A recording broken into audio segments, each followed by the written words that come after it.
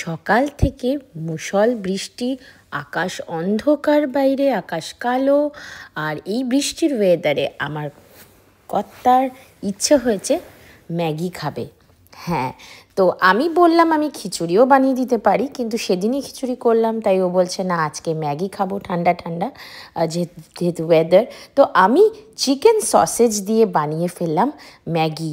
আমার মতো এরকমভাবে কি কেউ ম্যাগি রান্না করে থাকো তাহলে কমেন্ট বক্সে অবশ্যই জানাও। আমি এখানে সসেজটা কুকডই পাওয়া যায়, জাস্ট একটু বয়েল করে নিতে হয়, মানে একটু মাইক্রোওয়েভেনে একটু ঘুরিয়ে নিই, দিয়ে হালকা একটু সটে করলাম ভেজিটেবলের সাথে, আর একটু ইটালিয়ান সিজনিং, ব্ল্যাক পেপার এসব দিয়ে তারপরে আমি এটাকে উঠিয়ে রেখে তারপর ম্যাগিটাকে বয়েল করে ম্যাগির সাথে মিশিয়ে একটু পেঁয়াজও দিয়ে, আমি ফ্লেভারটা ভালো হয়।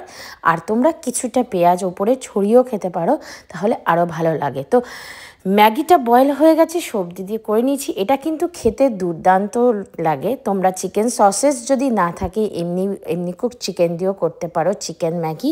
এই বৃষ্টি বাদলার দিনে বা শীতকালে একটু ঠান্ডা ঠান্ডাতে কিন্তু এটা দারুণ লাগে খেতে।